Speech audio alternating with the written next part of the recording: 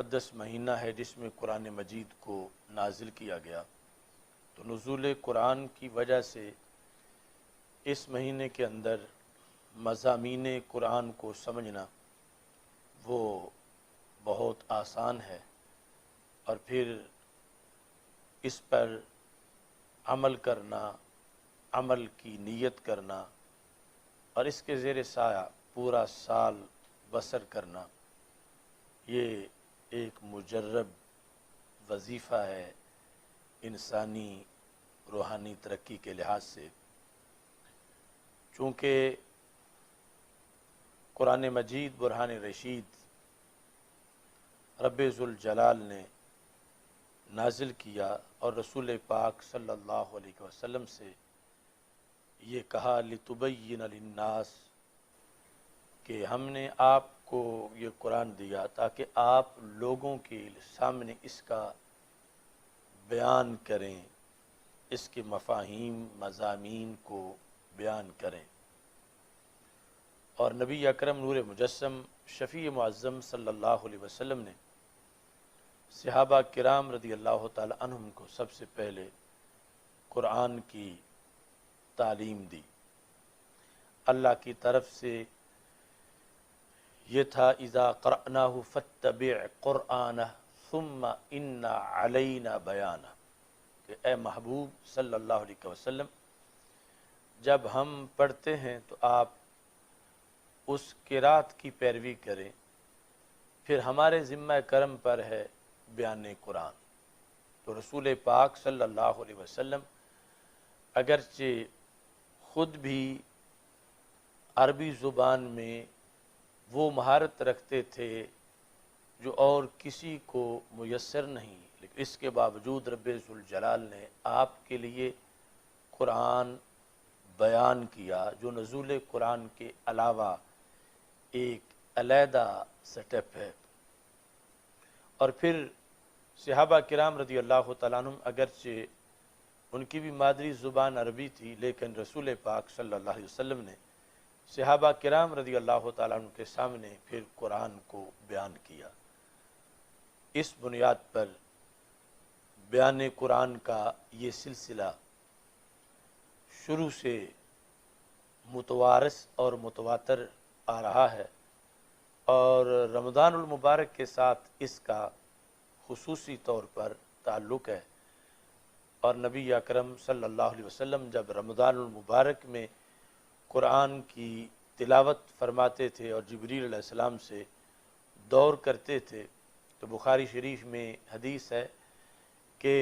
نبی اکرم صلی اللہ علیہ وسلم کی طبیعت مبارک اس وقت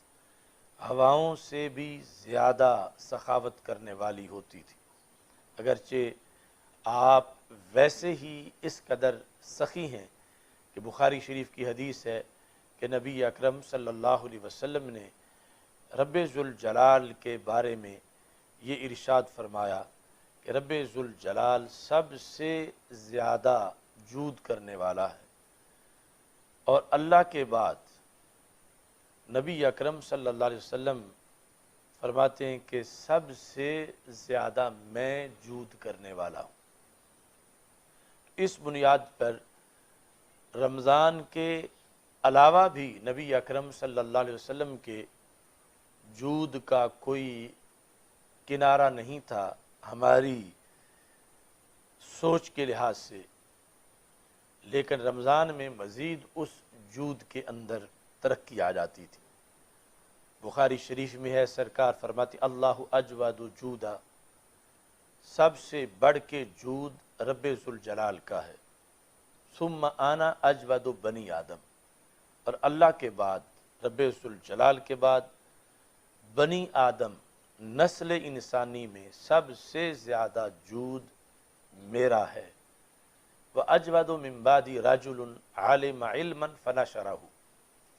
میرے بعد یعنی مقام نبوت کے بعد سب سے زیادہ جود اس شخص کا ہے کہ جس نے قرآن سنت کا علم حاصل کیا اور پھر اس علم کو ساری زندگی آگے لوگوں تک پہنچایا۔ اس بنیاد پر نبی اکرم نور مجسم شفیع معظم صلی اللہ علیہ وسلم نے علم قرآن اور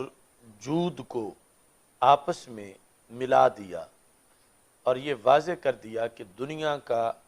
کوئی بادشاہ، کوئی حاتم طائی، کوئی بڑے سے بڑا نواب لوگوں کو وہ کچھ عطا نہیں کر سکتا جو کہ دین کا ایک حقیقی مبلغ لوگوں کو عطا کر سکتا ہے۔ رسول پاک صلی اللہ علیہ وسلم کا تو مقام و مرتبہ وراء الورا ہے، لیکن آپ نے اپنے بعد فرمایا وَأَجْوَدُ مِن بَعْدِي رَجُلٌ عَالِمَ عِلْمًا فَنَشَرَهُ کہ میرے بعد سب سے بڑا جود والا وہ ہے عالم علمًا فنشرہ کہ جس نے قرآن و سنت کا علم حاصل کیا اور پھر قرآن و سنت کے علم کو آگے تقسیم کیا۔ اس بنیاد پر قرآن مجید برہان رشید کا پیغام نسل انسانی تک پہنچانا یہ انسانی معاشرے کی سب سے بڑی ضرورت کو پورا کرنا ہے۔ آج اس وقت کیٹاگریز بنتی ہیں کہ کون مفید شہری ہے، تو بہت تھوڑے لوگوں کی توجہ اس طرف جاتی ہے کہ یہ قرآن پڑھنے پڑھانے والے، دین کا پرچم بلند کرنے والے اور علم دین کے جو مبلغین ہیں، یہ اصل کائنات کے اندر وہ لوگ ہیں جن کی وجہ سے کائنات کی نبض چل رہی ہے اور جن کی وجہ سے دوسروں کو بھی نوازا جا رہا ہے۔ نبی اکرم نور مجسم شفیع معظم صلی اللہ علیہ وسلم کا فرمان صحیح بخاری میں موجود ہے، انکم تنصرون و ترزقون بضعفائکم، یعنی حالات حاضرہ میں آپ دیکھ لیں کہ سب سے مظلوم طبقہ، کمزور طبقہ ظاہری طور پر علماء کا ہے، اور یہ مساجد میں جو لوگ نمازیں پڑھتے ہیں ان کو کوئی حیثیت نہیں دی جا رہی حکمران طبقے کی طرف سے اور لبرل لوگوں کی طرف سے، اور وہ یہ سمجھتے ہیں کہ شاید ہم شیلٹر ہیں کہ یہ پاکستان کا نظام ہماری وجہ سے چل رہا ہے، جبکہ بخاری میں حل تنصرون و ترزقون الا بضعفائکم کہ سرکار فرماتے ہیں کہ تمہاری مدد جو کی جاتی ہے دنیا میں زندہ رہنے والوں، اور جو تمہیں رزق دیا جاتا ہے یہ تمہارا زور بازو نہیں ہے، بلکہ یہ زمین پر ایک طبقہ ہے رب جن کے صدقے تمہیں بھی کھلا پلا رہا ہے، اگر وہ نہ ہوتے تو تجھے قحط کا سامنا ہوتا۔ حل تنصرون و ترزقون الا بضعفائکم، صرف جو تم میں سے اہل دین ہیں ان کا صدقہ ہے کہ رب تمہاری مدد کر رہا ہے، ان کی وجہ سے رب ذوالجلال تمہیں نواز رہا ہے۔ آج ٹیکنالوجی تو امریکہ کے پاس زیادہ ہے اور اسباب ظاہری دولت یہ برطانیہ، فرانس، اٹلی، امریکہ ان کے پاس زیادہ ہے، مگر جب کرونا وائرس کا حملہ ہوا تو پاکستان کے اندر ان ممالک کے مقابلے میں اس وائرس کی وجہ سے جو نقصان ہوا معاذ اللہ یا جو بھی پھیلاؤ ہوا تو وہ ان کے مقابلے میں بالکل تھوڑا سا ہے۔ تو یہ کس وجہ سے ہے؟ ٹیکنالوجی تو وہاں تیز ہے، اسباب وہاں زیادہ ہیں، تو ہمیں ہمارے آقا صلی اللہ علیہ وسلم فرما رہے ہیں حل تنصرون و ترزقون الا بضعفائکم کہ تم میں سے اس وقت جو زندہ لوگ ہیں دین پر عمل کرنے والے کہ جنہیں کسی کھاتے میں شمار ہی نہیں کیا جا رہا، تو سرکار فرماتے ہیں اصل یہ معزز طبقہ ہے کہ جنہیں تم اپنے لحاظ سے کسی کھاتے میں شمار ہی نہیں کر رہے، لیکن اللہ ان کی وجہ سے تمہیں رزق دے رہا ہے اور ان کی وجہ سے تمہاری مدد کی جا رہی ہے۔ تنصرون وترزقون الا بدعفائکم۔ تو ہمارے معاشرے کی جو کجی ہے اس کو صحیح کرنے کے لحاظ سے اس حدیث شریف کو بھی جو بار بار سیاح میں آئی ہے، ہمیں آج پیش نظر رکھنا چاہیے کہ ضعفاء وہ طبقہ ہے جو اہل ایمان ہیں اور کٹر مذہبی ہیں، صحیح العقیدہ ہیں، اور وہ لومات لائم کی کوئی پرواہ نہیں کرتے۔ انہیں کوئی ملامت کرے، انہیں کوئی گالیاں نکالے، انہیں کوئی تنگ کرے، وہ اس کی کوئی پرواہ نہیں کرتے۔ یہ وجہ ہے کہ آج بھی ریشہ ہستی کے اندر نم موجود ہے۔ دم عارف نسیم صبح و دم ہے، اسی سے ریشہ ہستی میں نم ہے، یعنی ان کی وجہ سے کائنات کی نبض چل رہی ہے۔ اگر یہ طبقہ نہ ہو تو قیامت برپا ہو جائے۔ اللہ کا فضل و کرم ہے، ہمیں یہ دعویٰ نہیں کہ ہم بعین ہی وہ لوگ ہیں، مگر ہمیں یہ یقین ہے کہ جنہیں ضعفاء کہہ کر رسول اکرم صلی اللہ علیہ وسلم نے اس دور میں بیان کیا، اللہ کے فضل سے ہم ان کے راستے پر ہیں اور انہی کا پیغام آج حالات کی ناہمواریوں کے باوجود اللہ کے فضل سے دے رہے ہیں۔ اور یہ فہم دین کورسز، یہ تبلیغ اسی کا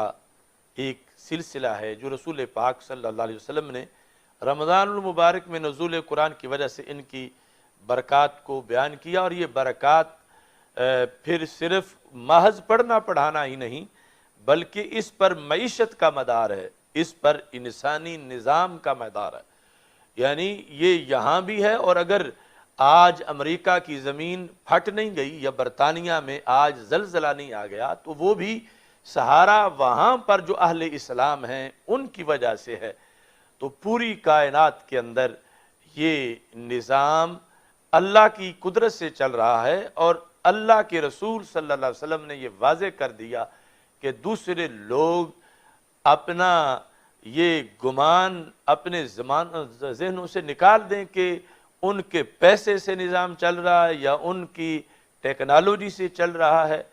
تو یہ نظام رب ذوالجلال کی امر کن سے چل رہا ہے، اور امر کن کے ترجمان حضرت محمد مصطفیٰ صلی اللہ علیہ وسلم ہیں۔ اور آپ نے یہ واضح فرما دیا کہ حل تنصرون و ترزقون الا بدعفائکم، اور اسے کہتے ہیں کہ یہ جو اسلام کے امور ہیں یہ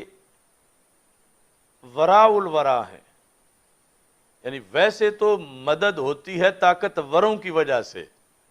لیکن یہاں کمزوروں کی وجہ سے مدد ہو رہی ہے، اور یہاں جو ہے وہ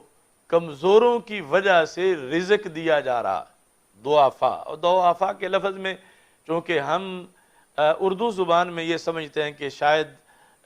یعنی جو ہمارا محاورہ ہے کہ ضعیف کسی کا ہونا جو ہے اس کے لیے بوڑھا ہونا بھی ضروری ہے، جبکہ عربی زبان میں ضعیف کا لفظ جو ہے وہ یہ ہے کہ جو مظلوم اور محروم طبقہ ہے، جنہیں حکمران اور دنیا دار کوئی ویلیو نہیں دے رہے، ان کے دین پر عمل کرنے کی وجہ سے، وہ سارے جو ہیں وہ ضعفاء ہیں کہ جن کو رسول پاک صلی اللہ علیہ وسلم نے معیشت کی ریڑھ کی ہڈی قرار دیا ہے، اور کہا کہ جو بھی جس کو کھانے پینے کو ملتا ہے وہ انہی کے صدقے سے ملتا ہے، انہی کی وجہ سے فصلیں پکتی ہیں، اناج آتا ہے، باغوں پہ پھل لگتا ہے، پکتا ہے، وہ اسی بنیاد پر آگے کائنات کے اندر ایک نکھار جو ہے وہ موجود ہے۔ تو آج فہم دین کورس کے پہلے سبق میں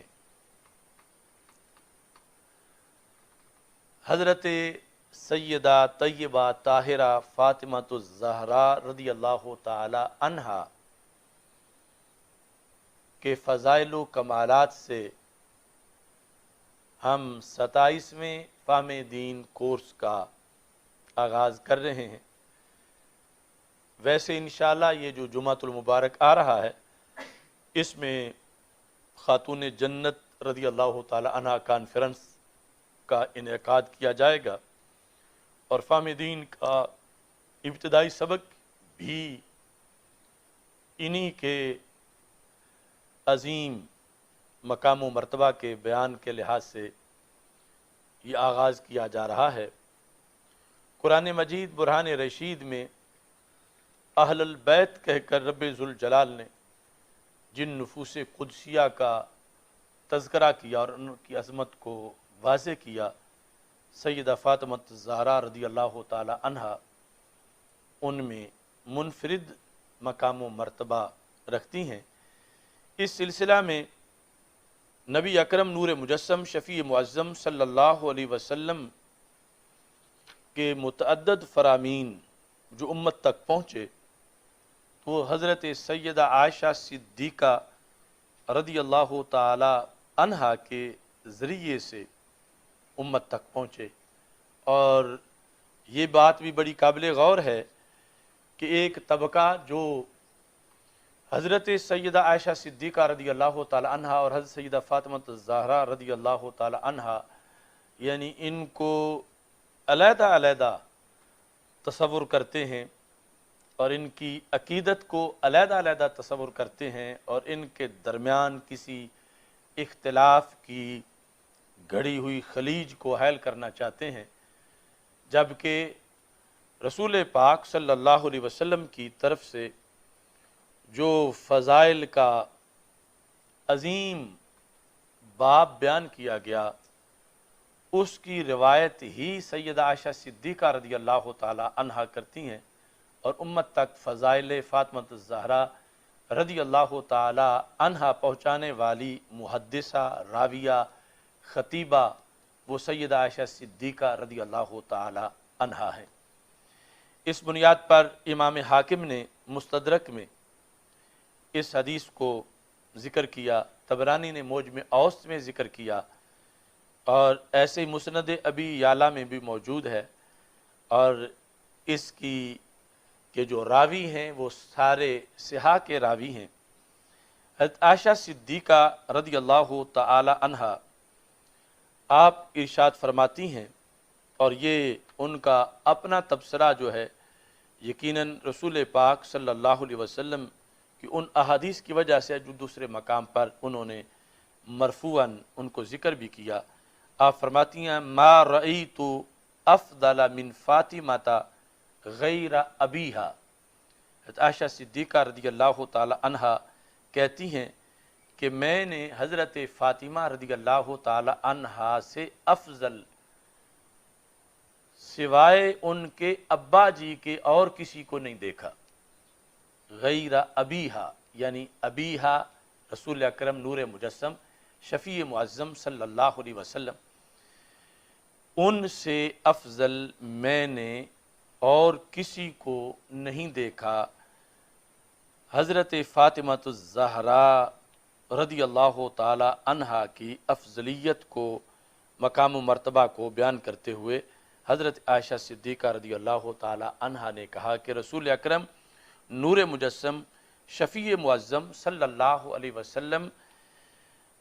کے جگر کا ٹکڑا ہونے کے لحاظ سے حضرت فاطمہ رضی اللہ تعالی عنہا کی افضلیت میں یہ سمجھتی ہوں کہ رسول پاک صلی اللہ علیہ وسلم کے بعد حضرت فاطمہ رضی اللہ تعالی عنہا افضل ترین مقام و مرتبہ پہ فائز ہیں۔ ایسے ہی دوسرے مقام پر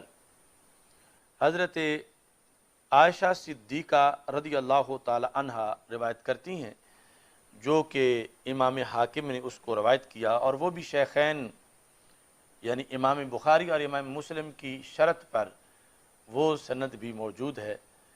حضرت عائشہ صدیقہ رضی اللہ تعالی عنہ کہتی ہیں ما رأیت احدا اشبہ کلاما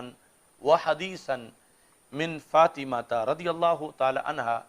برسول اللہ صلی اللہ علیہ وسلم، کہ میں نے رسول پاک صلی اللہ علیہ وسلم کے ساتھ گفتگو کرنے میں مشابہت کے لحاظ سے اور بولنے میں مشابہت کے لحاظ سے حضرت فاطمہ رضی اللہ تعالی عنہا سے بڑھ کر اور کسی کو نہیں دیکھا، کہ رسول پاک صلی اللہ علیہ وسلم کے ساتھ گفتگو کرنے کی مشابہت جتنی حضرت فاطمہ رضی اللہ تعالی عنہا کو میسر تھی، اور کلام میں مشابہت جس قدر حضرت فاطمہ رضی اللہ تعالی عنہا کو میسر تھی، وہ آپ ہی کا حصہ ہے۔ وَكَانَتْ إِذَا دَخَلَتْ عَلَيْهِ رَحَّبَ بِهَا، اور جب حضرت سیدہ فاطمہ رضی اللہ تعالی عنہا آپ داخل ہوتی تھیں، یعنی رسول پاک صلی اللہ علیہ وسلم جہاں گھر میں رونق افروز ہیں، وہاں جس وقت حضرت فاطمہ رضی اللہ تعالی عنہا آتی تھیں، رحبا بہا، تو نبی اکرم صلی اللہ علیہ وسلم آپ کو مرحبا کہتے تھے۔ وقام، اور کھڑے ہو جاتے تھے، فآخذ بیدہا، اور ان کا ہاتھ پکڑ لیتے تھے، فقبلہا، اور اس ہاتھ کو چوم لیتے تھے، واجلسہا فی مجلسہ، اور جہاں نبی اکرم صلی اللہ علیہ وسلم خود تشریف فرما پہلے ہوتے تھے اس جگہ پھر حضرت فاطمہ رضی اللہ تعالی عنہا کو بٹھاتے تھے۔ یہ حدیث اور یہ مشاہدہ اور یہ گواہی حضرت فاطمہ رضی اللہ تعالی عنہا کے فضائل پر جو اگر امت تک پہنچی ہے تو وہ بھی حضرت عائشہ صدیقہ رضی اللہ تعالی عنہا کے ذریعے سے پہنچی ہے۔ اگر ان نفوس قدسیہ میں آپس میں کوئی حسد یا بغض کا کوئی معاملہ ہوتا معاذ اللہ، جس طرح کے روافض نے گھڑا ہوا ہے، تو کبھی بھی سیدہ عائشہ صدیقہ رضی اللہ تعالی عنہا اس شرح و بسط کے ساتھ خطبات ارشاد نہ فرماتی فضائل فاطمہ رضی اللہ تعالی عنہا کے لحاظ سے، کہ جس قدر کہ آپ نے کثرت سے ان کو بیان کیا، اور ایسے ہی دوسری طرف سے حضرت فاطمہ رضی اللہ تعالی عنہا نے فضائل عائشہ صدیقہ رضی اللہ تعالی عنہا کو بھی کثرت سے بیان کیا۔ اب اس وقت ہم حدیث کا صرف ٹیکسٹ پیش کر رہے ہیں، اور یہ ساری احادیث یعنی اس کے اندر اب آگے علم کلام کی بہت سی باتیں ہیں جو کہ محدثین نے کی ہیں۔ مثال کے طور پر اب یہ بات تو طے شدہ ہے کہ نبی اکرم نور مجسم شفیع معظم صلی اللہ علیہ وسلم سارے نبیوں سے افضل ہیں، اور کوئی غیر نبی کسی ایک نبی سے بھی افضل نہیں ہو سکتا، اور رسول اکرم صلی اللہ علیہ وسلم ہر نبی سے افضل ہیں، پھر نبیوں سے رسول افضل ہوتے ہیں تو آپ ہر رسول سے افضل ہیں، رسولوں میں اولو العزم رسول افضل ہیں، تو رسول پاک صلی اللہ علیہ وسلم اولو العزم رسولوں میں بھی سب سے افضل ہیں، اور آپ کا حضرت فاطمہ رضی اللہ تعالی عنہا کے لیے اٹھ کے کھڑا ہونا اور انہیں اپنی جگہ بٹھانا، اب یہاں سے روافض جو ہیں ان کی بھٹکی ہوئی سوچ اس طرح کے عقائد اخذ کرتی ہے کہ کسی غیر نبی کا نبی سے افضل ہونا، اور پھر نبیوں کے نبی سے افضل ہونا، اس طرح کی چیزیں وہ اخذ کرنے کی کوشش کرتے ہیں، جبکہ رسول پاک صلی اللہ علیہ وسلم کا یہ کھڑا ہونا یقیناً ثابت ہے، اور یہ فضیلت فاطمہ رضی اللہ تعالی عنہا بھی یقیناً ہے، لیکن اس کا یہ مطلب نہیں کہ جب سرکار ان کے لیے کھڑے ہوئے تو وہ سرکار سے افضل ہیں۔ یہ رسول پاک صلی اللہ علیہ وسلم کی طرف سے حد درجہ شفقت ہے اور حد درجہ پیار ہے، اور سنت بنایا آپ نے اپنی امت کے لیے کہ اس طرح والدین اپنی بیٹیوں کے سر پہ دست شفقت رکھیں اور ان کے لیے اہتمام کریں، اور یہ سارا اس کا ایک حصہ ہے۔ تو اس بنیاد پر جس طرح پہلی حدیث جو ہے وہ بیان کی، اب اس میں امت کا یہ اتفاقی عقیدہ ہے کہ انبیاء علیہ السلام کے بعد اس امت میں فضیلت سب سے بڑھ کر حضرت سیدنا صدیق اکبر رضی اللہ تعالی عنہ کی ہے، اور اس طرح پھر علی سبیل ترتیب خلفائے راشدین کی جو ترتیب خلافت ہے وہی ترتیب فضیلت ہے۔ اور اس کے باوجود یعنی یہ بات واضح کی گئی کہ ایک جو رسول اللہ صلی اللہ علیہ وسلم کے دل میں بحیثیت ذریت اور آگے ان کے ذریعے سرکار کی آل کا جو فیض آگے کائنات میں تقسیم ہونا ہے، تو نبی اکرم صلی اللہ علیہ وسلم نے ان کے لیے اپنی اس محبت کا اس قدر اظہار کیا کہ دیکھنے والوں کو وہ فضیلت کی شکل میں باب نظر آیا، اور یہ کنجوسی نہیں کی حضرت عائشہ صدیقہ رضی اللہ تعالیٰ عنہ نے، اسے بیان کیا۔ لیکن اگلی حدیث ابھی آئے گی کہ جب تقابل حضرت مولا علی رضی اللہ تعالیٰ عنہ اور حضرت فاطمہ رضی اللہ تعالیٰ عنہ کے لحاظ سے سرکار کے دربار میں کروایا گیا، تو نبی اکرم صلی اللہ علیہ وسلم نے وہاں جو الفاظ ارشاد فرمائے وہ علم کلام میں ہمارے لیے مشعل راہ ہیں، اور انہی کے زیر سایہ پھر امت کے اگلے فیصلے بھی موجود ہیں۔ اب حضرت علی رضی اللہ تعالیٰ عنہ کو ہم درجہ چہارم یعنی خلافت میں خلیفہ چہارم مانتے ہوئے فضیلت میں چوتھے نمبر پر مانتے ہیں، اور دوسری طرف سے اگر روافض ان کو پہلے نمبر پہ مانتے ہیں تو پھر حضرت فاطمہ رضی اللہ تعالی عنہ کو پہلے نمبر پہ کیوں نہیں مانتے؟ ان پر حضرت مولا علی رضی اللہ تعالیٰ عنہ کو کس لحاظ سے فضیلت دیتے ہیں، جبکہ یہاں عائشہ صدیقہ رضی اللہ تعالیٰ عنہ فرما رہی ہیں کہ میں نے سوائے ان کے ابا جی کے اور کسی کو ان سے افضل نہیں دیکھا، حضرت فاطمہ رضی اللہ تعالیٰ عنہ کی فضیلت کو بیان کرتے ہوئے۔ تو اس سے یہ پتہ چلتا ہے کہ نبی اکرم صلی اللہ علیہ وسلم کی طرف سے وجوہ فضیلت کئی تھے، اور علی الاطلاق جو افضلیت ہے وہ حضرت صدیق اکبر رضی اللہ تعالی عنہ کی ہے، اور اس کے علاوہ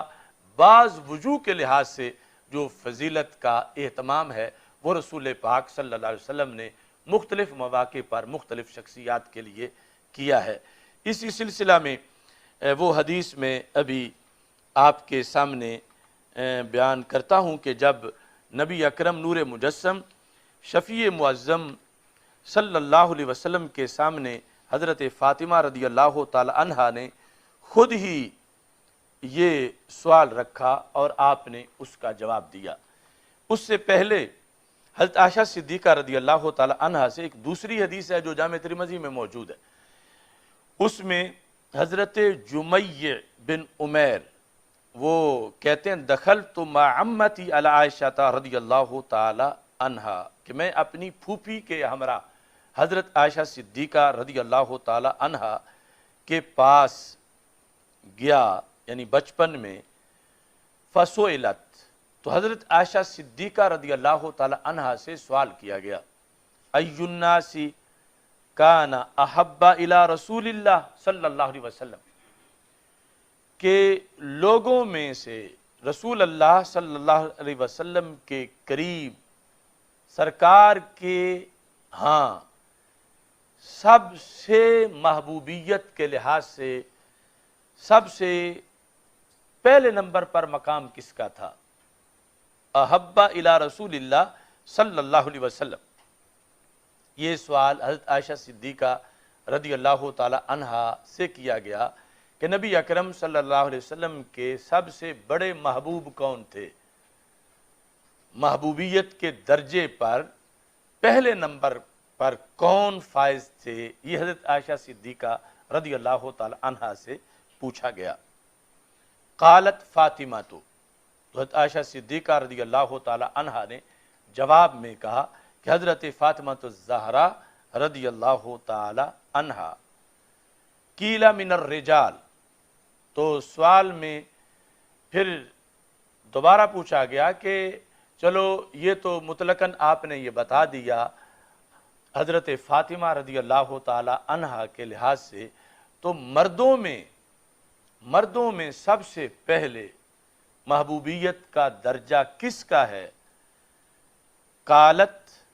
زوجہا، کہ حضرت علی رضی اللہ تعالی عنہ آپ کو محبوبیت کا درجہ حاصل تھا نبی اکرم نور مجسم شفیع معظم صلی اللہ علیہ وسلم کے ہاں۔ اب یہ تشریح جو ام المومنین عائشہ صدیقہ رضی اللہ تعالی عنہا اپنی محفل میں، اپنے گھر میں، اپنی ظاہری حیات کے اندر کر رہی ہیں، اور رسول پاک صلی اللہ علیہ وسلم نے یہ فرمایا تھا کہ خذو شطر دینکم من ھذی حمیرہ، اپنے دین کا آدھا حصہ اے صحابہ عائشہ صدیقہ رضی اللہ تعالی عنہا سے حاصل کرنا۔ اب حضرت عائشہ صدیقہ رضی اللہ تعالی عنہا سوال کے جواب میں ایک بار حضرت فاطمہ رضی اللہ تعالی عنہا کا ذکر کر رہی ہیں، اور دوسری بار حضرت مولا علی رضی اللہ تعالی عنہ کا ذکر کر رہی ہیں، اور ساتھ کہتی ہیں انہو کان ما علمت سواما قواما او قواما، کہ میں نے جتنا میں جانتی ہوں حضرت مولا علی رضی اللہ تعالی عنہ بہت بڑے صوام تھے، یعنی یہ مبالغہ ہے صوم کے لحاظ سے کہ بہت زیادہ قیام کرنے والے تھے اور بہت زیادہ روزہ رکھنے والے تھے۔ تو آپ نے یہ جو جواب دیا، جامع ترمذی کے اندر یہ حدیث شریف موجود ہے، اور نبی اکرم نور مجسم شفیع معظم صلی اللہ علیہ وسلم کی تعلیمات کے خلاصے کے طور پر حضرت عائشہ صدیقہ رضی اللہ تعالی عنہا اس کا تذکرہ فرما رہی ہیں۔ نبی اکرم نور مجسم شفیع معظم صلی اللہ علیہ وسلم سے جو خود سوال کیا حضرت فاطمہ رضی اللہ تعالی عنہا نے، وہ بھی طبرانی میں ہے اور اس کے رجال بھی صحیح ہیں، اور حضرت عبداللہ بن عباس رضی اللہ تعالیٰ عنہ اس کے راوی ہیں۔ کہتے ہیں داخلہ رسول اللہ صلی اللہ علیہ وسلم علی علی و فاطمہ تا، کہ رسول اکرم صلی اللہ علیہ وسلم حضرت مولا علی رضی اللہ تعالی عنہ اور سیدہ فاطمہ الزہرا رضی اللہ تعالی عنہا ان دونوں کے پاس تشریف لے گئے۔ یعنی ظاہر ہے کہ اس کا جو پس منظر ہے کہ جو حضرت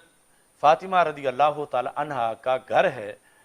وہاں سرکار تشریف لے گئے، مولا علی بھی اپنے گھر میں موجود تھے، وہما یضحکان، اور دونوں یعنی حضرت مولا علی اور حضرت سیدہ فاطمہ رضی اللہ تعالی عنہما مسکرا رہے تھے۔ فلما رآیاہ سکتا، جب دونوں نے رسول پاک صلی اللہ علیہ وسلم کو دیکھا کہ رسول پاک صلی اللہ علیہ وسلم رونق افروز ہوئے ہیں، تو دونوں نے سکوت اختیار کیا، یعنی وہ جو پہلے والی حالت تھی مسکراہٹ والی، اس میں توقف ہوا اور خاموشی اختیار کی۔ فقال لهما النبی صلی اللہ علیہ وسلم ما لکما کنتما تضحکان فلما رأیتمانی سکتتما، تو نبی اکرم صلی اللہ علیہ وسلم نے فرمایا وجہ کیا ہے کہ تم دونوں مسکرا رہے تھے اور جب تم نے مجھے دیکھا تو تم خاموش ہو گئے، تو ایسا کیوں کیا؟ یعنی مطلب یہ تھا کہ میں کوئی اجنبی نہیں ہوں، تو اس مسکراہٹ کے ماحول میں میرا آ جانا، اس میں مجھ سے تم یعنی کس چیز کو علیحدہ رکھنا چاہتے ہو، جبکہ میں نے دیکھ لیا کہ تم مسکرا رہے تھے اور اب تم نے خاموشی اختیار کر لی۔ حالانکہ اس سوال کے اندر بھی سرکار جانتے ہیں کہ سبب کیا ہے، لیکن انہی سے اظہار کروا کہ ایک بہت بڑا اہم مسئلہ امت کے سامنے آپ نے واضح کر دیا، جو علم کلام کے سینکڑوں سوالوں کا جواب ہے۔ فبادرت فاطمہ، تو اب دونوں میں سے سرکار نے تو دونوں سے پوچھا کہ کیوں تم نے ایسے کیا، کہ تم جو مسکرا رہے تھے تو مسکراتے رہتے، اب میرے آنے پر تم نے مسکراہٹ ختم کر دی اور تم نے سکوت اختیار کر لیا، تو ایسا کیوں کیا؟ سوال دونوں سے تھا، لیکن حضرت سیدہ فاطمہ رضی اللہ تعالی عنہا سبقت لے گئیں جواب دینے میں۔ فبادرت فاطمہ تو رضی اللہ تعالی عنہا، آپ آگے بڑھی یعنی جواب دینے میں جلدی کی. فقالت بِأَبِي أَنْتَ یا رسول اللہ صلی اللہ علیہ وسلم. یہ بھی منفرد انداز ہے سرکار دو عالم صلی اللہ علیہ وسلم سے گفتگو کا، جو حضرت فاطمہ رضی اللہ تعالی عنہا کی امتیازی شان ہے. کہنے لگیں یا رسول اللہ صلی اللہ علیہ وسلم، میں اور علی ہم ایک بات میں بحث کر رہے تھے اور آپ تشریف لے آئے ہو. یہ کہہ رہے تھے قالا ھذا انا احب الی رسول اللہ صلی اللہ علیہ وسلم من کے، کہ مولا علی جو ہیں یہ مجھے کہہ رہے تھے کہ اے فاطمہ تم رسول اللہ صلی اللہ علیہ وسلم کو اتنی پسند نہیں جتنا میں پسند ہوں. احب کا لفظ بولا اور وہ یعنی محبت کے ساتھ ترجمہ کریں گے کہ جتنی مجھے محبوبیت حاصل ہے، جس قدر میں پیارا ہوں رسول اکرم صلی اللہ علیہ وسلم کا، اتنی تم نہیں ہو. رسول پاک صلی اللہ علیہ وسلم جتنی مجھ سے مہربانی کرتے ہیں اتنی آپ سے نہیں کرتے. جتنی سرکار کی شفقت مجھ پر ہے اتنی آپ پر نہیں. جتنی سرکار کی محبت مجھ سے ہے اتنی آپ سے نہیں. یہ علی مجھے اس طرح کہہ رہے تھے. قال ھذا انا احب الی رسول اللہ صلی اللہ علیہ وسلم من کے. اب یہاں پر تقابل ان دو ذاتوں میں ہے، من کے تمہارے مقابلے میں. یعنی حضرت مولا علی رضی اللہ تعالیٰ عنہ کا دعویٰ تھا کہ میں رسول اللہ صلی اللہ علیہ وسلم کا تمہارے مقابلے میں بڑا محبوب ہوں. مجھ سے رسول اللہ صلی اللہ علیہ وسلم زیادہ محبت کرتے ہیں. کہا محبوب یہ اس طرح کہہ رہے تھے. تو قلت، میں نے کہا بلا کیوں نہیں، انا احب الی رسول اللہ صلی اللہ علیہ وسلم من کا. تو میں نے کہا علی نہیں، میں رسول اللہ صلی اللہ علیہ وسلم کے ہاں تجھ سے زیادہ پسندیدہ ہوں، یعنی زیادہ احب ہوں. مجھ سے سرکار تمہارے مقابلے میں زیادہ محبت کرتے ہیں اور مجھ پر سرکار دو عالم صلی اللہ علیہ وسلم کی مہربانیاں تمہارے مقابلے میں زیادہ ہیں. اب یہ ہماری بحث چل رہی تھی کہ سرکار آپ تشریف لے آئے ہو، تو اب اچھا ہوا آپ نے پوچھ لیا کہ کیا بات چل رہی تھی اور ہم پھر خاموش کیوں ہو گئے. تو بات یہ چل رہی تھی، ان کا دعویٰ ہے کہ یہ احب ہیں، میرا دعویٰ ہے کہ میں احب ہوں. یعنی سپرلیٹو ڈگری محبوبیت کے لحاظ سے ان کا دعویٰ ہے کہ میں رسول اللہ صلی اللہ علیہ وسلم کا زیادہ محبوب ہوں تمہارے مقابلے میں. میں کہتی ہوں میں رسول اللہ صلی اللہ علیہ وسلم کی زیادہ پیاری ہوں، سرکار مجھ سے زیادہ محبت کرتے ہیں. تو اس بنیاد پر ہماری آپس میں گفتگو چل رہی تھی اور آپ تشریف لے آئے ہو. اب وہ پچھلی حدیثیں جو تھیں جن میں حضرت عائشہ صدیقہ رضی اللہ تعالی عنہا نے جو جواب دیا جب آپ سے پوچھا گیا کہ رسول اللہ صلی اللہ علیہ وسلم کے ہاں سب سے پیارے کون ہیں، تو اور ایک میں افضلیت کے لحاظ سے بھی پوچھا گیا تو حضرت فاطمہ رضی اللہ تعالی عنہا کا نام لیا اور پھر حضرت مولا علی رضی اللہ تعالیٰ عنہ کا نام لیا. تو اب ان ساری چیزوں کو سمجھنے کے لحاظ سے اور جو اہل سنت و جماعت کا نظریہ افضلیت ہے اس کو سمجھنے کے لحاظ سے یہاں رسول اللہ صلی اللہ علیہ وسلم کے یہ الفاظ ایک بہت ہی زیادہ اہمیت کے حامل ہیں. اب ان دونوں کے درمیان جو مقابلہ جاری تھا اس کا حل کیسے ہوا اور پھر اسی کے ذریعے آگے جا کر مطلقاً جو افضلیت یا احبیت ہے اس کا بھی مسئلہ حل ہوگا. جبکہ دوسری طرف جو ہے رسول اللہ صلی اللہ علیہ وسلم کا محبوب وہ لقب تو حضرت اسامہ کو میسر ہے، حب رسول اللہ صلی اللہ علیہ وسلم، اور اس طرح اور بھی کئی اس کے مواقع ہیں. تو اب نبی اکرم صلی اللہ علیہ وسلم نے جواب کیسے دیا؟ فتبسم رسول اللہ صلی اللہ علیہ وسلم، سرکار اس پر مسکرا پڑے. کہ حضرت فاطمہ رضی اللہ تعالی عنہا نے جو سوال رکھ دیا سامنے، اب ظاہر ہے کہ اس کا جواب سرکار ہی دے سکتے تھے، اور کوئی یعنی اس لیول پر جواب نہیں دے سکتا تھا، اور پھر اسی جواب کے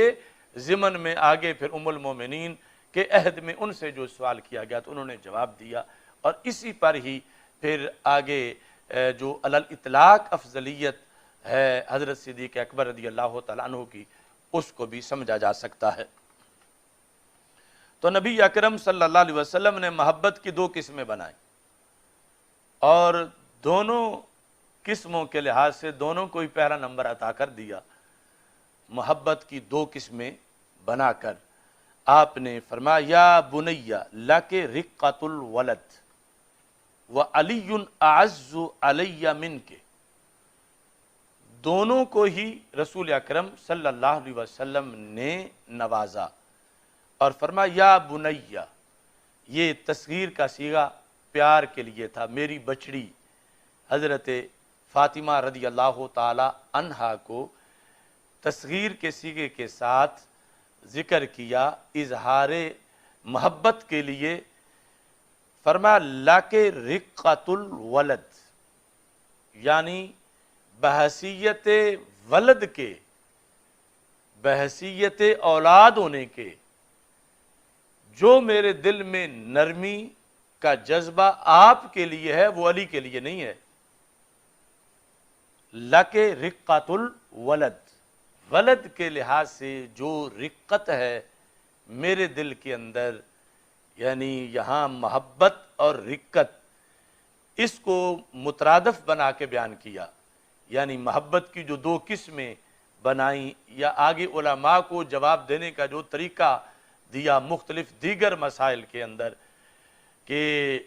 ایک ہے محبت بمعنی رقت قلب، رقۃ الولد، اور دوسری ہے محبت بمعنی عزت، محبت بمعنی عزت۔ فرمایا جہاں تک محبت بمعنی رقۃ الولد ہے کہ ولد کے لحاظ سے جو والد کے دل میں جذبہ محبت ہوتا ہے، تو اس لحاظ سے پہلا نمبر تمہارا ہے کہ تم زیادہ احب ہو مجھے مولا علی رضی اللہ تعالیٰ عنہ کے مقابلے میں۔ اور جہاں تک وَعَلِيٌّ أَعَزُّ عَلَيَّ مِنْكَ، محبت جو عزت کے معنی میں ہے، اس کے لحاظ سے علی رضی اللہ تعالی عنہ کا درجہ تمہارے مقابلے میں میرے نزدیک بڑا ہے، یعنی محبت میں دونوں کو ہی اولیت حاصل ہے، دونوں ہی میرے نزدیک احب ہو، لیکن کس میں جدا جدا ہیں۔ رقت ولد کے لحاظ سے تمہارا پہلا نمبر ہے، ان کا نہیں، اور محبت بمعنی عزت کے لحاظ سے علی کا پہلا نمبر ہے، تمہارا نہیں۔ اب یہاں ایک گھر کے اندر دو عظیم ذاتوں کا مسئلہ حل کرتے ہوئے نبی اکرم نور مجسم شفیع معظم صلی اللہ علیہ وسلم نے جو دستور عطا کیا، اہل سنت و جماعت علم کلام میں اسی دستور پر قائم ہیں، اور اسی بنیاد پر یعنی یہاں خلاصہ کیا نکلا، محبت کے لحاظ سے محبوبیت جزوی طور پر، افضلیت جزوی طور پر، یا محبت کی اقسام بیان کر کے نبی اکرم نور مجسم شفیع معظم صلی اللہ علیہ وسلم نے ذکر کیا۔ اور یہ دربار ایسا نہیں ہے کہ جہاں معاذ اللہ خوشامد کی جاتی ہو یا ٹالنا مقصد ہو، بلکہ رسول اکرم صلی اللہ علیہ وسلم عرش کا فیصلہ سنا رہے تھے، اور دو قسمیں بیان کر کے دونوں کی جس جس حیثیت سے اولیت تھی اس کو بیان کر دیا، اور اس سے یہ واضح کیا کہ ادھر جو امت میں افضلیت کی تقسیم کے اندر خلیفہ چہارم ہونے کی وجہ سے چوتھے نمبر پر ہیں، تو یہاں خود اس گھر کے اندر یعنی جب دو عظیم شخصیات کا آپس میں تقابل کیا جا رہا ہے تو وہاں پر دونوں کا ہی پہلا نمبر ہے، اور وہ جہتیں جدا جدا ہیں، تو اس سے جہات بنانا اور الاطلاق افضلیت جس پر ان دونوں کی گواہی بھی موجود ہے کہ حضرت مولا علی رضی اللہ تعالیٰ عنہ بھی اس انداز میں گواہی دیتے ہیں کہ جس نے مجھے حضرت صدیق اکبر رضی اللہ تعالیٰ عنہ سے افضل قرار دیا میں اس کو 80 کوڑے ماروں گا۔ اب یہ سب کچھ جانتے ہوئے جس وقت وہ قول کر رہے ہیں تو ظاہر ہے کہ ان کے سامنے یہ حدیث بھی ہے اور جس جہت میں یہاں افضلیت ہے وہ بھی ان کے سامنے موجود ہے۔ تو اس بنیاد پر اہل سنت و جماعت اس نظریے پر یہ جتنی شانیں جو ہیں جس جہت میں بیان کی گئیں اس مقام پر اسی انداز میں ان کا تذکرہ کرتے ہیں، اور یہ حقیقت کس قدر واضح ہے کہ حضرت سیدہ عائشہ صدیقہ رضی اللہ تعالی عنہا اپنے گھر میں جبکہ نہ مولا علی پاس ہیں نہ سیدہ فاطمہ الزہرا رضی اللہ تعالی عنہا پاس ہیں، لیکن اس کے باوجود وہ امت کو ایک درس دے رہی ہیں، اور جس جہت میں جتنا لازم ہے اور ضروری ہے اس کا تذکرہ اعلیٰ الفاظ کے اندر حضرت عائشہ صدیقہ رضی اللہ تعالی عنہا نے شان حضرت فاطمہ رضی اللہ تعالی عنہا کے لحاظ سے اس کو بیان کیا۔ دوسرے مقام پر یہ الفاظ بھی طبرانی کے اندر موجود ہیں، چونکہ نبی اکرم صلی اللہ علیہ وسلم کی 4 صاحبزادیاں ہیں، سب سے بڑی صاحبزادی سیدہ زینب رضی اللہ تعالی عنہا ہیں، ان کے بعد حضرت سیدہ رقیہ رضی اللہ تعالی عنہا ہیں، ان کے بعد حضرت سیدہ ام کلثوم رضی اللہ تعالی عنہا ہیں، اور یعنی یہ جو ترتیب ہے ترتیب ولادت اس کے بعد حضرت فاطمہ سیدہ فاطمہ رضی اللہ تعالی عنہا ہیں۔ یہ چاروں ہی نبی اکرم صلی اللہ علیہ وسلم کی شہزادیاں ہیں، اور اس پر امت کا اجماع ہے، اور یہاں تک کہ روافض کی کتابوں میں بھی یہ بات بالکل ثابت ہے، اور اہل سنت و جماعت ان سب کو خراج تحسین پیش کرتے ہیں، سب کی عقیدت کا پرچم لہرائے ہوئے ہیں، سب کے فضائل کے قائل ہیں، لیکن یہ بات اہل سنت و جماعت کے ہاں بھی بالکل طے شدہ ہے کہ حضرت سیدہ فاطمہ رضی اللہ تعالی عنہا کی نسبت سے نبی اکرم صلی اللہ علیہ وسلم کی نسل پاک آگے چلی، اور آپ کے فضائل جو ہیں وہ منفرد درجے کے ہیں دیگر شہزادیوں میں بھی، اور رسول پاک صلی اللہ علیہ وسلم سے یہ ذکر کرتے ہوئے صحابہ کرام رضی اللہ تعالیٰ عنہ نے بارہا یہ کہا کانت فاطمہ تو اصغر ولد رسول اللہ صلی اللہ علیہ وسلم وَأَحَبَّهُنَّ إِلَيْهِ کہ سیدہ فاطمہ رضی اللہ تعالی عنہا رسول پاک صلی اللہ علیہ وسلم کی اولاد میں اصغر تھیں، یعنی عمر کے لحاظ سے چھوٹی تھیں، وَأَحَبَّهُنَّ إِلَيْهِ اور چاروں شہزادیوں میں حضرت فاطمہ رضی اللہ تعالی عنہا رسول پاک صلی اللہ علیہ وسلم کے نزدیک احب تھیں، یعنی سب سے زیادہ پیاری تھیں۔ حضرت سیدہ زینب، حضرت سیدہ رقیہ، حضرت سیدہ ام کلثوم رضی اللہ تعالی عنہن وہ بھی ہمالۂ عظمت پر ہیں، ان سے بھی رسول اللہ صلی اللہ علیہ وسلم حد درجے کی محبت فرماتے تھے، لیکن اس بات پر صحابہ گواہ ہیں کہ حضرت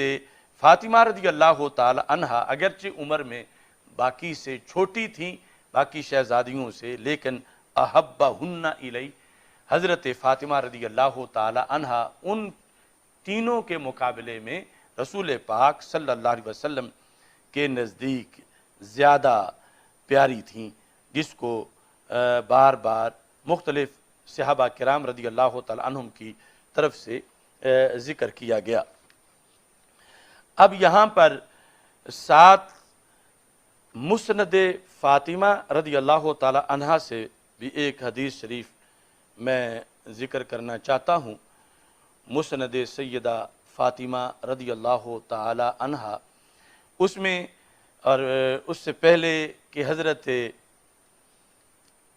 فاطمہ رضی اللہ تعالی عنہا کے بارے میں نبی اکرم صلی اللہ علیہ وسلم نے یہ الفاظ بھی ارشاد فرمائے، فاطمہ تو بدعتم منی،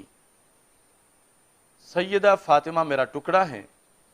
اور یہاں پر یہ ارشاد فرمایا کہ انساب قیامت کے دن منقطع ہو جائیں گے، سوائے میرے نسب کے کہ یہ قیامت کے دن بھی منقطع نہیں ہوگا، اور اس نسب کا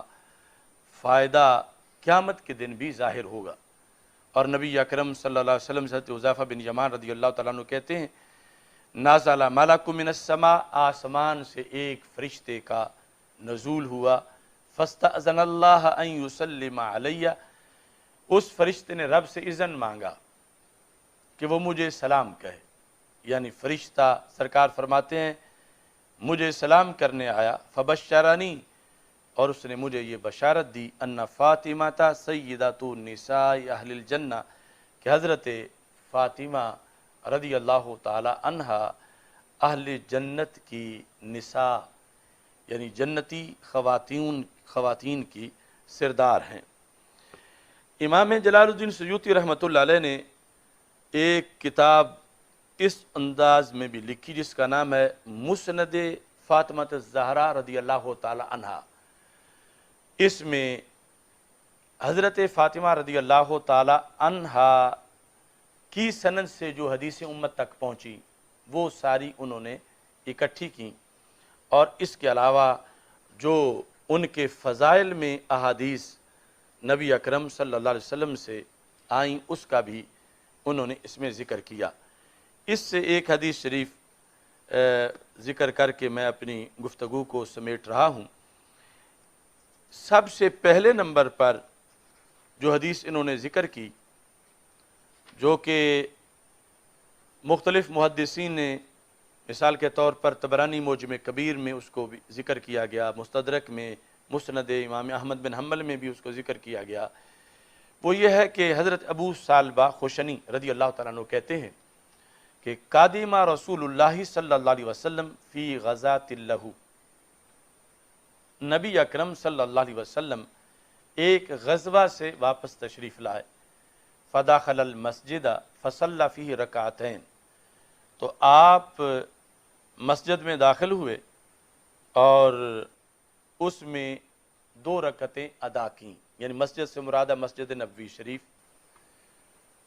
تو کان یعجبہ سے یہ بیان کرتے ہیں کہ رسول پاک صلی اللہ علیہ وسلم کا مطلقاً یہ دستور تھا کہ آپ کا طریقہ مبارک یہ تھا کہ جب بھی کسی غزوہ سے تشریف لاتے تھے تو پہلا کام یہ تھا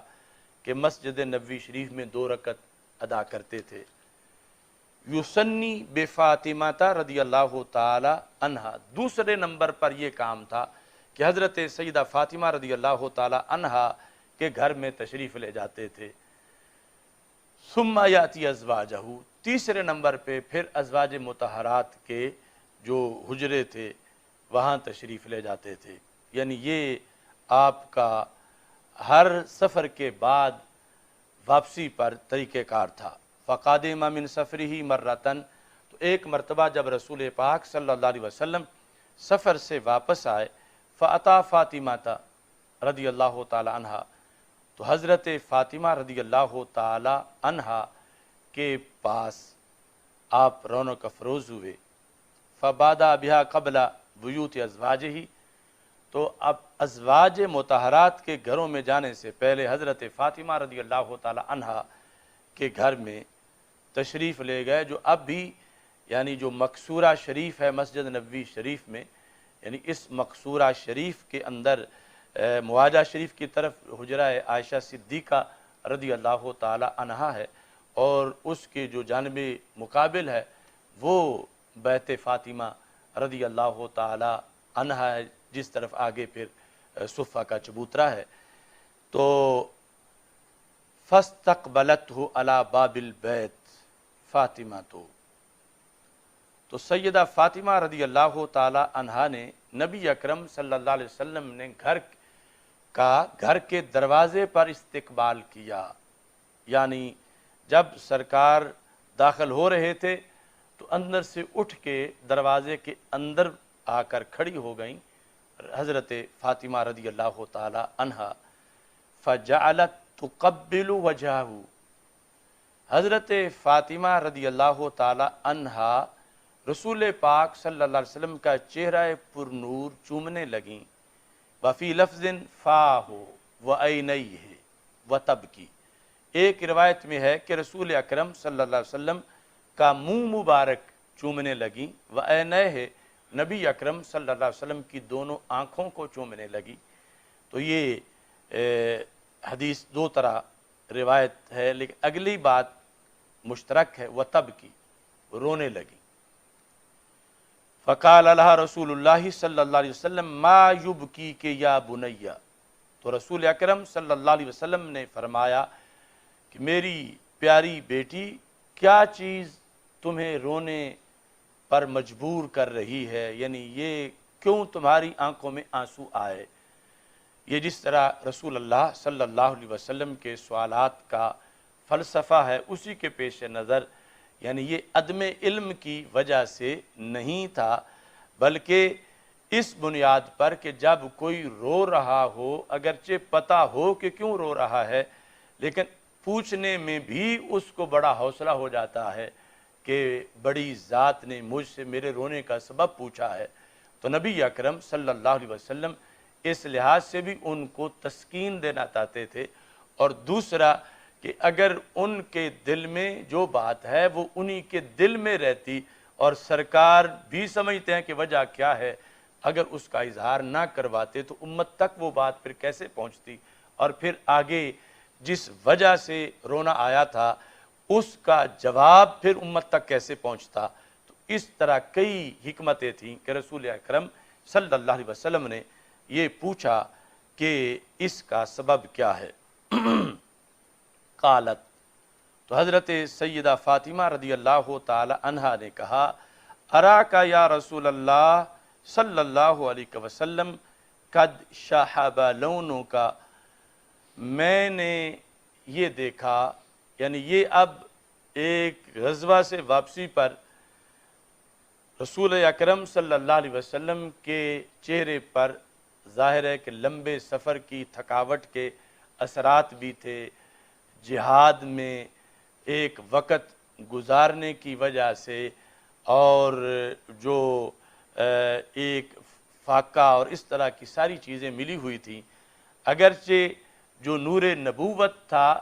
اس کی وجہ سے چہرہ حشاش بشاش پر نور ضرور تھا، لیکن حضرت فاطمہ رضی اللہ تعالی عنہا کو محسوس ہوا کہ رسول اکرم صلی اللہ علیہ وسلم کے چہرے مبارک کا رنگ بدلا ہوا ہے۔ یہ شاہبہ کا لغوی معنی ہے۔ تو کہا کہ ابا جی، یعنی یہ سفر کی شدت، یہ بھوک، یہ مسلسل جہاد، یہ کس قدر طویل جد و جہد آپ فرما رہے ہو، اور ادھر کیا ہے، اخلولقت ثیابو کا، آپ کے کپڑے مبارک بھی پرانے ہوئے ہیں، تو اس پر مجھے رونا آیا ہے کہ آپ نے کتنی جد و جہد کی اس دین کو پھیلانے کے لیے، کتنے جہاد کیے، کتنے سفر کیے، تو یہ کب غالب آئے گا۔ اس صورتحال میں یعنی عظیم بیٹی اپنے عظیم ابا جان کے اس مشن کے لحاظ سے، اور وہ جد و جہد سب کو سامنے رکھ کر ان کی آنکھوں میں آنسو تھے، اور یہ لفظوں میں بیان کر دیا کہ میں اس لیے روئی ہوں کہ یا رسول اللہ صلی اللہ علیہ وسلم، یہ کب جا کر کار نبوت تکمیل کو پہنچے گا، اور یہ دین دنیا کے آخری کنارے تک کیسے پہنچے گا، یعنی اس قدر آپ کو اس کے لیے مشقت اٹھانی پڑ رہی ہے۔ تو رسول اکرم صلی اللہ علیہ وسلم نے انہیں جواب دیا، فقال لها رسول اللہ صلی اللہ علیہ وسلم یا فاطمہ لا تبکی، تو نبی اکرم صلی اللہ علیہ وسلم نے فرمایا، اے فاطمہ آپ آنسو مت بہائیں۔ اب یہ واضح ہوگا کہ سوال کیوں پوچھا، کہ لوگوں کو سوال کا پتہ چلے اور پھر جواب کا پتہ چلے، اور سوال کے اظہار سے پتہ چلے کہ حضرت سیدہ فاطمہ رضی اللہ تعالی عنہا کی سوچ کتنی عالمگیر سوچ تھی، غلبہ اسلام کے لیے انہیں کتنی تڑپ تھی، اور کس طرح ان کے مزاج میں اسلام کی فتوحات اور اسلام کا جھنڈا بلند ہونے کے لحاظ سے تحریک تھی کہ قیامت تک جو دختران اسلام ہیں، وہ یہ سوچیں کہ وہ شہزادی کے کائنات کے تخت و تاج جن کی گرد راہ میں ہیں، وہ دین کے لیے اس قدر جذبہ رکھتی ہیں، اور پھر وہ پیکر پرنور جو عرش سے بھی افضل ہے، نبی اکرم نور مجسم شفیع معظم صلی اللہ علیہ وسلم، اس دین کے لیے کتنی بھوک برداشت کر رہے ہیں، فقر اختیاری، اور کس قدر جد و جہد، اور مقصد اسلام کا جو غلبہ ہے یہ کتنا اہم مقصد ہے کہ دنیا بھر کی دختران اسلام جو ہیں وہ اسے ہر وقت پیش نظر رکھیں اور اس پر اپنے تمام آرام اور سہولتیں جو ہیں وہ قربان کریں کہ سیدہ فاطمہ رضی اللہ تعالی عنہا اس دین کے غلبہ کی کس قدر علمبردار تھیں۔ تو پھر ان سے عقیدت رکھنے والی دختران اسلام اور عقیدت رکھنے والے فرزندان اسلام، ان کا کام کس طرح دین کی جد و جہد کا ہونا چاہیے۔ یعنی آج جو ایک طبقہ محض بھنگوں کے گھوٹے لگا کر اور اس طرح کی چیزوں کو سامنے لا کر وہ عقیدت فاطمہ رضی اللہ تعالی عنہا کا اظہار کرنا چاہتے ہیں اور اس طرح ان کی محبت کا ورثہ اپنی طرف سے شو کرنا چاہتے ہیں، جبکہ ان کا نقطہ نظر کیا ہے اور ان کی وراثت کیا ہے اور ان کی جد و جہد کیا ہے، جو حضرت سیدہ فاطمہ رضی اللہ تعالی عنہا نے اپنے آنسوؤں کے ضمن میں جس کو بیان کیا۔ تو نبی اکرم نور مجسم شفیع معظم صلی اللہ علیہ وسلم کا یہ جواب، آپ نے فرمایا یا فاطمہ تو لا تبکی، اے فاطمہ رضی اللہ تعالی عنہ کے آپ آنسو نہ بہائیں، فَإِنَّ اللَّهَ بَعَثَ أَبَاكَ عَلَىٰ أَمْرٍ، بے شک اللہ نے آپ کے ابا جی کو وہ دین دے کر بھیجا ہے۔ یہ آج بھی ہم سب کے لیے ایک سہارا ہے۔ حضرت فاطمہ رضی اللہ تعالی عنہا کا یہ سوال اور سرکار دو عالم صلی اللہ علیہ وسلم کا یہ جواب ہم سب کے لیے ان حالات میں بھی سہارا ہے کہ سرکار دو عالم صلی اللہ علیہ وسلم نے واضح طور پر ارشاد فرما دیا،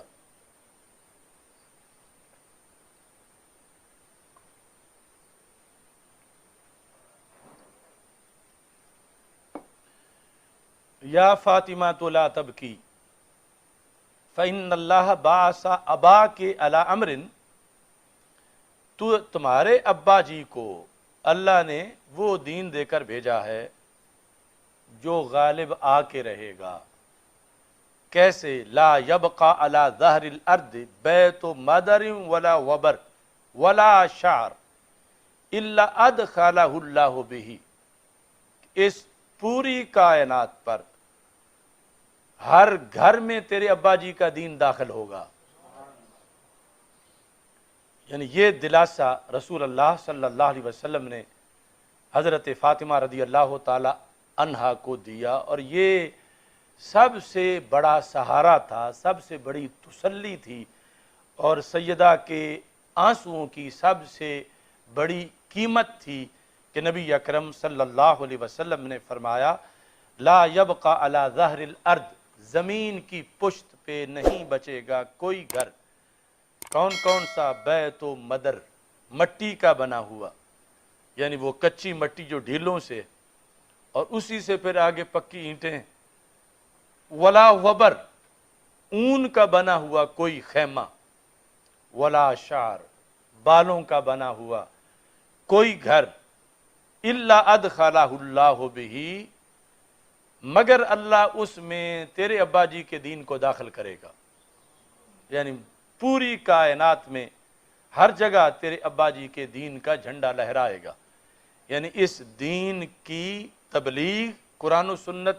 کی ترویج اور سنت کا احیاء اور رسم و رواج اور فیشن کے مقابلے میں رسول پاک صلی اللہ علیہ وسلم کی شریعت کا جھنڈا لہرانا، یہ تمنا ہے سیدہ فاطمہ رضی اللہ تعالی عنہا کی، اور یہ سرکار نے انہیں خوش کرنے کے لیے حقیقت ان کو سنا دی۔ یہ مبلغ ہے ان کی چاہتوں کا کہ نہ وہ درہم مانگ رہی ہیں نہ دینار مانگ رہی ہیں، روئی ہیں تو دین کی سربلندی کے لیے روئی ہیں، روئی ہیں تو اس بات پر کہ یہ اسلام غالب کب آئے گا، کس طریقے سے آئے گا۔ اور نبی اکرم صلی اللہ علیہ وسلم نے اپنی بیٹی کو یہ بتا کر اپنی امت کو یہ واضح کر دیا کہ کسی باپ کا اپنی بیٹی کے لیے سب سے بڑا تحفہ یہ ہے کہ وہ اسے اس دین کے غلبہ کی جد و جہد میں لگا دے، اور اس پر اس یقین سے لگے کہ دنیا کی کوئی طاقت اس دین کا رستہ نہیں روک سکتی، کیونکہ رسول اکرم نور مجسم شفیع معظم صلی اللہ علیہ وسلم دو ٹوک الفاظ میں یہ فرما چکے ہیں۔ اور حضرت فاطمہ رضی اللہ تعالی عنہا نے یہ لفظ سرکار سے مانگ کے لیے ہیں، اپنے آنسو بہا کر نبی اکرم صلی اللہ علیہ وسلم سے یہ گارنٹی حاصل کی ہے کہ سرکار دو عالم صلی اللہ علیہ وسلم نے یہ ارشاد فرمایا، جو دوسرے مقام پر آپ نے فرمایا کہ بے عز عزیز اور بے ذل ذلیل، دو ہی صورتیں ہیں، یا تو ہر گھر والا میرے دین کا پیغام پہنچنے پر فوراً دین کو قبول کر لے گا تو اب اس کی عزت کے ذریعے میرا دین داخل ہو جائے گا، اور اگر وہ رکاوٹ بنے گا تو پھر اسے ذلیل کر کے بھی میرا دین وہاں داخل ہو جائے گا۔ یعنی دونوں صورتوں کے اندر میرا دین جو ہے وہ پہنچ کے رہے گا۔ کہاں تک جائے گا؟ فرمایا حتی یبلغ حیث بلغ اللیل، فرمایا جہاں تک کائنات میں رات آتی ہے یا سورج طلوع ہوتا ہے وہاں اے فاطمہ تیرے ابا جی کا دین بھی پہنچے گا۔ یعنی جہاں تک رات کا اندھیرا جاتا ہے اور جہاں تک سورج کی روشنی جاتی ہے وہاں تک یہ دین پہنچے گا۔ تو اس بنیاد پر یہ مشن فاطمہ رضی اللہ تعالی عنہا ہے کہ جس کے پیش نظر آج بھی حق پرستوں کو یہ سہارا میسر ہے کہ سارے فتنے، ساری سازشیں، ساری رکاوٹیں دم توڑ جائیں گی، چونکہ حضرت فاطمہ رضی اللہ تعالی عنہا آنسو بہا کے سرکار سے یہ گارنٹی حاصل کر چکی ہیں کہ نبی اکرم نور مجسم شفیع معظم صلی اللہ علیہ وسلم کا دین غالب آ کے رہے گا، قرآن و سنت کا پیغام ہر طرف چھا کے رہے گا، اور یہی ان کے ساتھ سچی عقیدت کی دلیل ہے کہ آپ کے مشن کو اپنایا جائے، آپ کے مشن کے لیے جد و جہد کی جائے۔ آپ جس مقصد کے لیے آنسو بہا رہی تھیں اس مقصد کے لیے انسان اپنا وقت خرچ کرے، اپنی صلاحیتیں خرچ کرے، اپنی طاقت خرچ کرے، اپنا پیسہ خرچ کرے، اور اس مقصد کے لیے اپنی اولاد کو اس رستے پہ دین اور قرآن و سنت کے رستے پہ لگائے۔ یہی سیدہ فاطمہ رضی اللہ تعالی عنہا کے ساتھ محبت کا سب سے اظہار محبت کا، اظہار عقیدت کا سب سے اعلیٰ طریقہ ہے کہ قرآن و سنت کے پرچم کو تھاما جائے اور قرآن و سنت کے پرچم کو ہر طرف لہرایا جائے، اور قرآن مجید اور سنت مصطفیٰ صلی اللہ علیہ وسلم، احادیث رسول صلی اللہ علیہ وسلم کے پڑھنے پڑھانے کے لحاظ سے اس کا اہتمام کیا جائے۔ آج یعنی کچھ لوگوں نے خرافات کا نام حب فاطمہ قرار دیا ہے، دین سے بغاوت اور شریعت کے رستے کو چھوڑنا، اس کو وہ سیدہ کے ساتھ اپنے تعلق کی دلیل بنا رہے ہیں، جبکہ ان کے آنسو آج بھی امت پر یہ واضح کر رہے ہیں کہ حضرت سیدہ فاطمہ الزہرا رضی اللہ تعالی عنہا کا رستہ قرآن کا رستہ ہے، حدیث کا رستہ ہے، شریعت کا رستہ ہے، سنت کا رستہ ہے، اور وہ رستہ یقیناً اہل سنت و جماعت کے پاس ہے، اور اسی بنیاد پر آج پوری دنیا میں اہل سنت و جماعت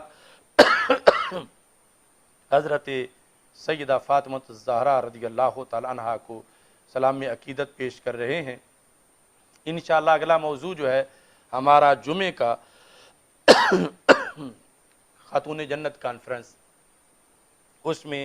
مزید حقائق کو اللہ کے فضل سے اجاگر کیا جائے گا۔ اللہ تعالی ہم سب کا حامی و ناصر ہو، اور سیدہ فاطمہ الزہرا رضی اللہ تعالی عنہا کے صدقے اللہ تمام امت مسلمہ کی بیٹیوں کو، دختران اسلام کو شرم و حیا کی مزید دولت عطا فرمائے، اور سب کو چادر سیدہ زہرا اور حجاب سیدہ زہرا رضی اللہ تعالی عنہا پر پہرا دینے کی توفیق عطا فرمائے۔ وآخر دعوایا ان الحمد للہ رب العالمین۔ الحمد للہ رب العالمین والعاقبۃ للمتقین والصلاۃ والسلام علی رسولہ الکریم۔ اللہم احفظنا بالاسلام قائمین واحفظنا بالاسلام قاعدین واحفظنا بالاسلام راقدین ولا تشمت بنا الاعداء والحاسدین۔ یا قاضی الحاجات اقض حاجاتنا، یا شافی الامراض اشف مرضانا، یا دافع البلیات ادفع عنا شر الظالمین والفاسقین۔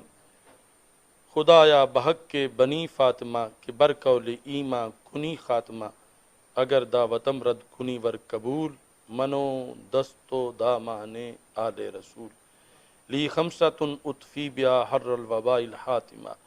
المصطفیٰ والمرتضیٰ وابناہما والفاطمہ رضی اللہ تعالی عنہ، وصلی اللہ تعالی علی حبیبہ خیر خلقہ سیدنا و مولانا محمد۔